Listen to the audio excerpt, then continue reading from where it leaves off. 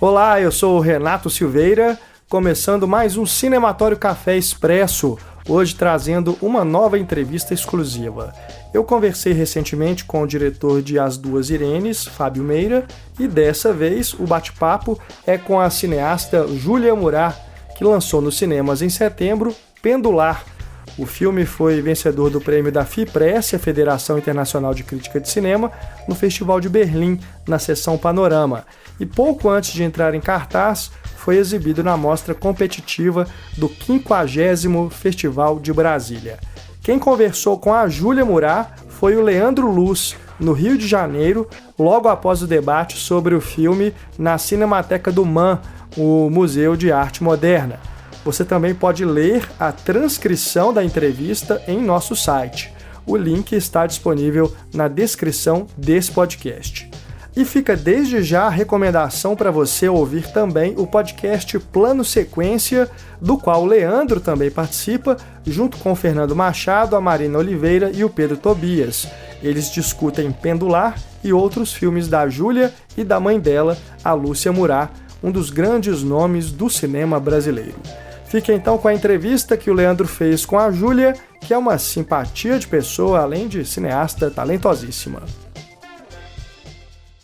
Seus dois longas anteriores, e até mesmo os curtas, você chegou a viajar com eles para algum desses festivais? E como, se sim, comparativamente falando, como foi essa experiência de forma pessoal mesmo, estando lá ao lado desses filmes e tudo mais? Os curtas não viajaram nada. Os longas... O Dia dos Pais, que é meu primeiro filme, que é um documentário que eu fiz com o Leonardo. Que é co-dirigido com o Léo Bittencourt. Isso. Esse estreou no Cinema do Réel, que é um festival de documentário muito interessante que tem no Pompidou, em Paris. E ele é muito interessante justamente porque é um festival onde você reconhece o olhar curatorial por trás dos filmes. Assim, é muito visível. E naquela época era muito, porque a pessoa que estava na frente era uma pessoa muito curadora mesmo, no sentido de ser uma pessoa com muito, muito desejo de de colocar uma marca. Então era muito bonito de ver assim, um grupo de filmes que você reconhecia o olhar do curador por trás, assim. E com um pensamento de cinema muito forte, assim, realmente com um debate muito forte, sabe, com uma discussão muito forte sobre cinema. O Histórias, ele estreou em Veneza. Sim. E aí depois ele foi para muitos festivais. Veneza é curioso, assim. Veneza é um festival estranho, porque é um festival que, a princípio, ao contrário de Cannes e Berlim, é só de cinema, né? Agora começou a ter mercado, mas na época não tinha mercado. Então, supostamente, está mais voltado para os filmes. Mas, ao mesmo tempo... tem a Madonna chegando no Rio, num barco. Então tem um olhar sobre o que está acontecendo ali que é muito espetacular, assim, muito voltado para essas fotos do tapete vermelho, enfim. Foi a primeira experiência nesse tipo de festival e foi bem estranho, assim. Na verdade, o Histórias acabou se dando muito bem, porque em Veneza a gente ganhou 2 críticas muito fortes, do Hollywood Reporter e da Variety. E por causa dessas críticas, quando a gente chegou em Toronto, a gente chegou com força e aí já foi vendido para vários lugares, enfim. Então, para o filme acabou sendo muito bom ter ido para Veneza. Mas eu acho que é particular dessa história, sabe? Não necessariamente é um lugar para esse tipo de filme. Entendi. E aí Berlim... Foi curioso, assim, porque eu já tinha ido algumas vezes para Berlim. Tinha ido uma vez porque eu tinha montado 2 filmes que estavam em Berlim. Eu tinha ido no Talent Campus e tinha ido como enfim, fui assistir como espectadora. Por acaso eu estava na Europa nessa época e tal. Então é um festival que eu conhecia. E eu tinha uma visão muito ruim do festival, assim, uma visão muito de mercadão, assim, porque o mercado de Berlim é uma coisa gigantesca. É um palácio que você tem milhões de standzinhos vendendo filmes de todos os lugares do mundo. E a sensação que eu dava um pouco era que aquela venda era muito mais importante do que os filmes que estavam passando no festival, sabe? E aí passar o filme lá me fez repensar essa visão, assim, porque é um festival onde os debates são muito, muito fortes. Tem uma quantidade de público impressionante, todas as sessões lotadas. A gente passou em 6 sessões de 300 a 600 lugares, e praticamente todas lotadas. Então, é um festival que realmente, apesar de não parecer, ele está muito pensando no cinema, sabe?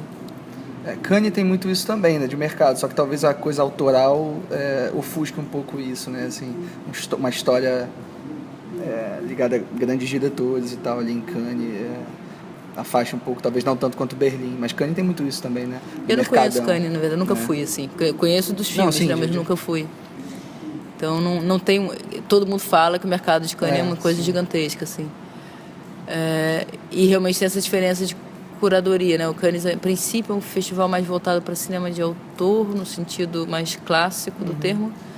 Berlim tem 2 recortes muito fortes, assim. Tem um recorte político, especialmente ligado ao fórum, e tem um recorte homossexual, assim.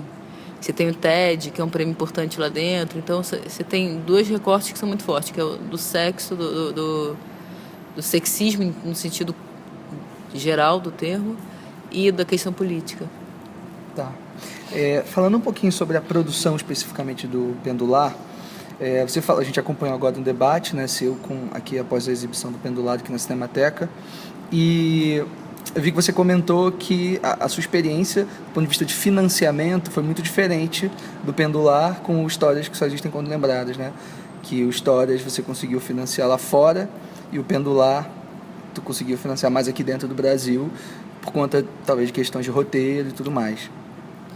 Mas, para além disso, assim, quais foram as grandes diferenças, assim, para você em relação à produção, mas menos essa coisa do financiamento e mais o modo de trabalhar mesmo, assim? O espírito do set foi muito diferente no Histórias para o Pendular, ou você acha que teve uma coisa bastante semelhante, assim? Eu acho que tem várias coisas aí que modificam os 2 filmes. Uma é o fato de que o primeiro é um primeiro filme.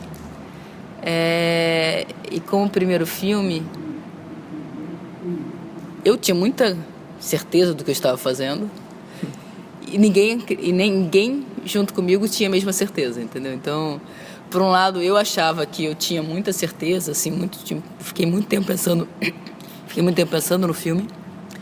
Mas, ao mesmo tempo, a equipe me olhava, era uma equipe de amigos, e a equipe me olhava e era uma relação muito, muito igualitária, assim, porque eram pessoas que estavam começando que nem eu, éramos só amigos, a relação era muito direta, e é uma equipe que também não sabia se eu sabia fazer cinema, entendeu? Ninguém, né? Tava todo mundo ali se arriscando junto, entendeu? No Pendular, o fato do Histórias ter feito sucesso muda um pouco essa relação, assim, porque mal ou bem... Primeiro, é um filme que tem mais dinheiro, realmente, assim, e por mais que seja um baixo orçamento, é um filme que tem muito mais dinheiro. Segundo, meus amigos já não estão mais começando, então é mais difícil montar uma equipe tão de amigos, no sentido que o Histórias foi... de tanta parceria, assim, porque as pessoas com as quais eu tenho parceria já não estão mais começando, está cada um fazendo seu filme, enfim. Então eu acabei montando uma equipe que tinham vários amigos, e as pessoas foi uma equipe bastante íntima, mas que também com várias pessoas que eu não conhecia originalmente, assim, que entraram para o filme de uma maneira mais tradicional de escolha de equipe, assim. E aí era curioso, porque aí tinha a tensão de... Já era o meu segundo filme, então já me olhavam com tal, então Histórias fez sucesso, então as pessoas já apostavam no filme como sendo um filme que faria necessariamente sucesso, que poderia ajudar eles na carreira. Então tinha uma tensão no ar que eu sinto que Histórias não tinha, sabe? Histórias, a gente estava todo mundo tentando e arriscando mais, assim, junto. Entendi. Mas você acha que essa é uma tensão que pode ter ajudado também, de alguma maneira, no Pendular, ou não? Eu acho que o filme é reflexo de tudo que estava envolvido, né? Eu estava grávida do filme. Eu acho que também é reflexo disso, de algum lugar, entendeu? Eu acho que é o reflexo de todos os processos que a gente viveu ali, inclusive esse. Se ajudou ou não, se seria melhor de outro jeito ou não, não sei dizer. É o filme que a gente tem. É porque você falou da equipe, essa é uma próxima questão que eu ia pôr, que você repete diversas parcerias do seu primeiro com agora, e ao mesmo tempo se insere umas pessoas novas ali. É isso, talvez seja por indisponibilidade de alguém, ou realmente porque você queria tentar alguma coisa diferente. E acho que um grande reflexo disso, e foi bom agora a gente estar tendo essa conversa após eu ter visto o filme, porque eu não tinha visto ainda, em relação à diretora de fotografia, a Soledad, né? Como você, enfim, teve acesso ao trabalho dela, como foi esse contato, e como você acha que a figura dela, a presença dela artisticamente reflete no filme? Porque uma impressão minha, assistindo ao filme agora, eu percebo que ele é um filme muito claro. Eu não sei se as outras pessoas têm essa percepção, mas eu acho que o filme inteiro, óbvio, tem cenas muito específicas que tem momentos bem soturnos, mas eu acho um filme muito claro, muito, muito aberto para um tema que é tão fechado, para um tema que é tão introspectivo. E eu acho isso bom, assim, porque eu acho tão difícil assistir, entendeu? Filmes que tem uma proposta de discussão tão densa, né, tão introspectiva, ao mesmo tempo se propor a ser um filme com uma iluminação tão aberta, assim. E de que maneira, então, isso foi uma colaboração dela e tal? A Soledad entra no filme porque o Lúcio Bonelli, que quem tinha feito o meu primeiro filme, não pôde fazer. O Lúcio também é argentino, também veio a partir da coprodução com a Argentina. E aí o Lúcio indica a Soledad. Eu conversei naquele momento com outros fotógrafos, mas o Lúcio foi muito insistente na indicação da Soledad. Ele falou que a gente ia se dar muito bem, e eu acho que ele tinha muita razão, assim, nessa escolha, sabe? Então ela entra a partir da indicação do Lúcio, que era uma pessoa que eu confiava muito. E quando ela chega, eu tinha uma preocupação muito grande, porque no Stories eu senti que eu não dei espaço para o Lúcio participar da decupagem como eu acho que seria o ideal.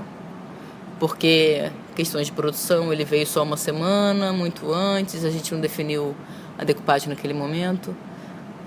Então acabou que eu defini a decupagem toda com o Léo Bittencourt, que foi quem dirigiu comigo o Dia dos Pais.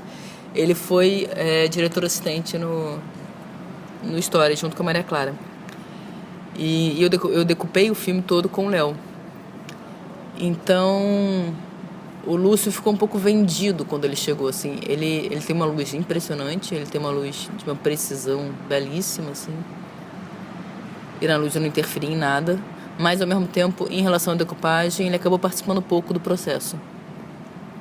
E aí quando chegou agora para fazer o pendular, eu senti que eu tinha que abrir mais a decupagem e trazer mais junto a Soledad, assim.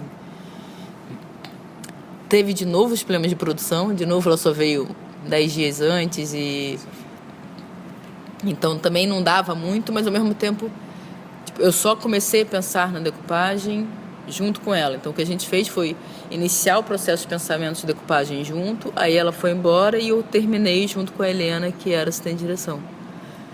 Então por mais que eu tenha decupado a grande parte do filme sem a Soledad, a conceitualização da decupagem aconteceu com ela, sabe? E a locação vocês já tinham?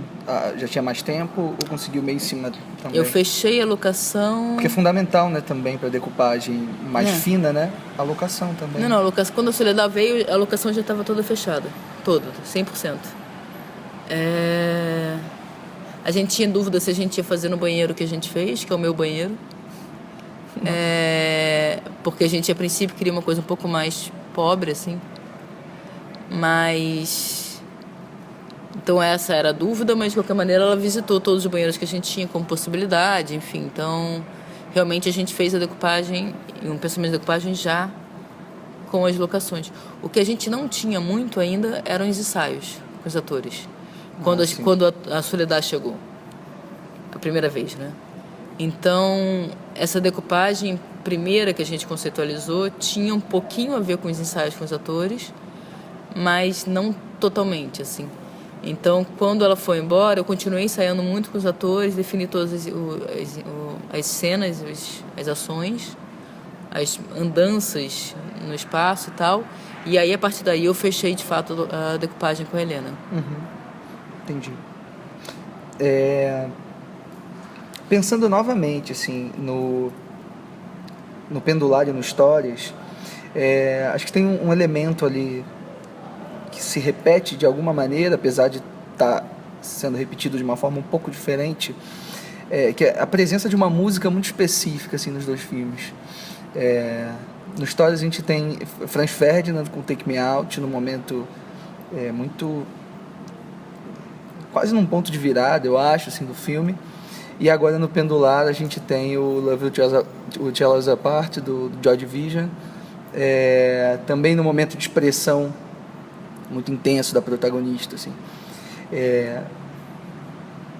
Fiquei curioso para saber de que maneira essas músicas chegam a você ou partem de você no roteiro, ou enfim, ou onde que elas entram, assim, em que momento. Então, no Stories eu lembro exatamente do dia que eu escrevi a cena, assim, que eu estava em Madrid fazendo esse laboratório que eu fiz de roteiro lá na Fundação Carolina. E eu tinha ido dormir, acordei de madrugada, assim, sentei e comecei a escrever a cena. Naquele momento eu não sabia qual era a música que ela dançava, assim, mas sabia que ela tinha que ter uma explosão corporal, que era o jeito dela jogar para fora o que ela estava vivendo. E aí a gente foi filmar com a Lisa, que é atriz, e eu pedi para ela escolher uma música. Ela escolheu, não foi essa, ela escolheu uma outra música. Lembra qual? Não, mas tinha a ver com o Franz Ferdinand. Se eu não me engano, era uma outra música do Franz Ferdinand, não tenho certeza. Sim. Mas aí eu acabei escolhendo essa, que eu senti que tinha muito a ver com a potência que ela estava vivendo, e tinha muito a ver comigo, assim, era uma música que eu gostava muito e tal. Já no Pendular, quando eu escrevi a cena, de novo, da personagem jogando para fora corporalmente, e no roteiro não tinha nada a ver com o que ficou no filme, no sentido de que era um outro momento do filme, era um momento que era toda uma historinha que caiu, que a mãe dela morria, e aí aquela blusa que ela usa, aquela blusa apertada, na verdade era a única herança dela. Apertada, né, meio... Que era sobra da mãe, tipo, era a única herança, então era o jeito dela se desfazer da herança, da memória da mãe. Enfim, então não tem nada a ver com o que de fato a cena ficou no filme.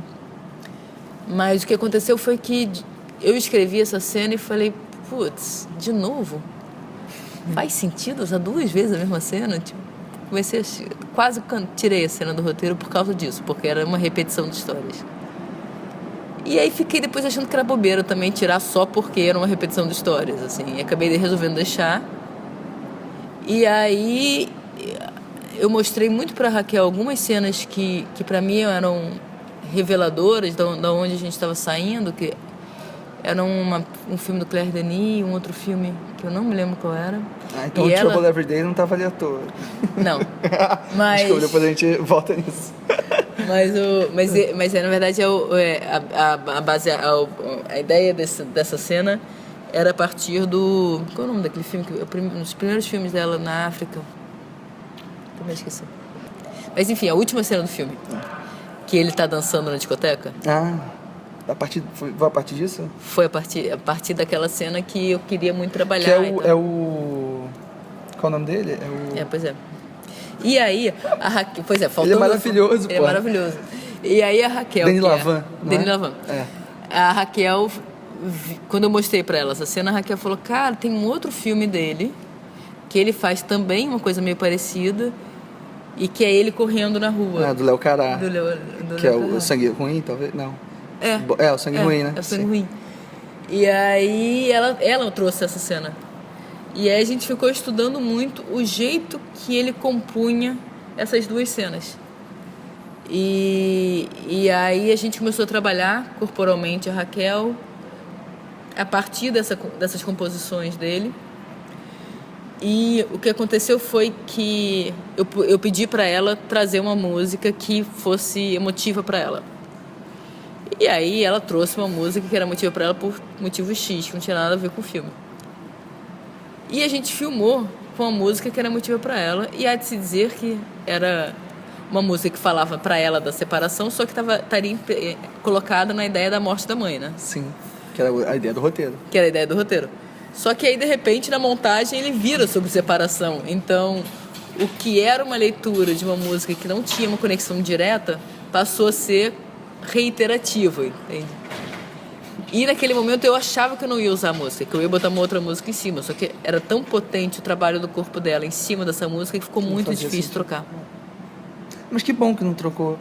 Porque acho que se você analisa num primeiro momento, você fala, que isso, a letra da música também tem uma coisa de dizer, e as pessoas têm uma coisa de... Quando os cineastas usam meio que a música com essa função, acaba diluindo um pouco mesmo, assim, mas eu acho que, no caso do Pendular, eu acho que não, assim. Por mais que a música tenha um título, tenha uma letra que está dizendo muito o que está acontecendo ali, é engraçado, quando eu assisti, eu pensei isso, eu falei, mas será que é uma música óbvia? Mas acho que a potencialidade da música e a potência corporal da atriz justifica tudo, assim. E melhor ainda saber que nem era o caso, né? Era uma outra história, assim. Então se confirma um pouco essa sua escolha de manter isso no filme. Que bom. Que bom. A Raquel fica histérica. Mas a gente não escolheu para isso. Como assim? Ficou uma coisa totalmente reiterativa. E é isso, assim. A gente realmente pensou em tirar, especialmente quando a gente mudou de lugar. Mas eu acho que a potência do corpo perdia muito. Assim, toda vez que a gente trocava música, não fazia sentido. Sabe? Pensando no trabalho da Lúcia, e pensando também em retrospecto a sua carreira, que você também trabalhou em algumas obras da sua mãe. Eu fui sem direção no Brava Gente. Brava Gente, isso. Que é 10 anos depois. Eu fui estagiária de direção do Doce Poderes, quando eu tinha 15, 16. Muito jovem, né? Muito novinha ali naquele meio. E no Quase, eu fiz a montagem e fui assistente de câmera. Aí depois, no Longa Viagem, eu fiz projeção dos vídeos. Os vídeos são projetados em cima do Caio. Eu que escolhi os vídeos, editei e tal. Num filme chamado Olhar Estrangeiro. O documentário. Que é um documentário, eu editei. E aí depois, no Memória, eu só dei uma ajudada na produção, assim. E a partir daí a gente começou... Eu comecei a fazer mais filmes, ela começou a fazer os dela, assim. Obviamente... Eu leio todos os roteiros dela, ela lê todos os meus roteiros, eu cometo na montagem, ela comenta na montagem. Tem uma parceria natural, mas paramos de trabalhar juntas. Entendi. Mas então, aí sobre isso especificamente, queria entender de que maneira, então, eu ia dizer de que maneira o trabalho da Lúcia influencia o seu, mas acho que menos o trabalho, a obra em si, mas mais o modo de trabalhar, talvez seja uma coisa que você tenha mais próximo, assim, por ter participado de alguns filmes dela. De que maneira esse modo de trabalhar influencia no seu modo de trabalhar, e como você também enxerga de um ponto de vista mais amplo, assim, o trabalho da Lúcia, enfim, na cinematografia brasileira mesmo, assim. Sobre essa segunda é difícil responder sendo filha. Devo confessar, assim, é difícil saber o que a sua mãe produz, né? E no sentido amplo do termo, assim. Ou que isso te afeta de uma maneira mais pessoal, talvez seja melhor de responder. Não sei, porque bate por milhões de aspectos, sabe? Vai desde que nem ela assistindo, tipo, ela lendo o roteiro do Pendular, ela fica histérica, fala, você não tem que fazer esse filme, porque bate em preocupações, sabe? Tipo, eu volto meio preocupada, será que ela tá até hoje voltada para a questão da tortura e não consegue sair disso? E é uma preocupação de filha, não tem nada a ver com a obra, entendeu? Eu acho que a obra tem uma consistência tremenda, muito maior do que eu jamais seria capaz de ter, assim, sabe? Então, é estranho, assim, porque mistura sentimentos que é difícil você olhar como espectador, assim, do processo.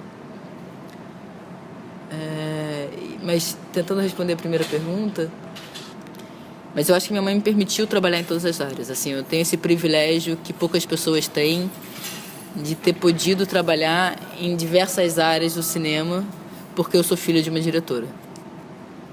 E uma diretora com a generosidade que ela tem, assim. Então, é isso. Eu fui assistente de direção, fui assistente de produção, eu fui assistente de montagem, eu fui montadora, eu só não trabalhei na área do som. É a única área no cinema que eu nunca trabalhei. Tem interesse? Eu amo fazer, assim, nos meus filmes eu fico, viciada na coisa da mixagem e tal. Eu tenho um bom ouvido, mas eu não tenho nenhum conhecimento técnico. E eu não entendo, é engraçado, assim, porque eu adoro me meter na música, por exemplo, do Lucas, que é quem faz as músicas dos meus filmes.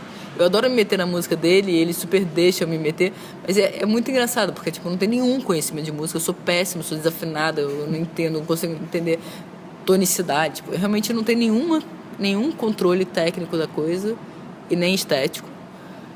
Mas a gente tem uma parceria que por algum motivo funciona ali, eu fico me metendo e ele vai deixando e a gente vai jogando junto, assim, é muito gostoso. E que eu acho que acaba ajudando muito nos filmes, que as músicas acabam entrando muito do ponto de vista dramatúrgico. Por essa parceria que eu acho que a gente tem, assim.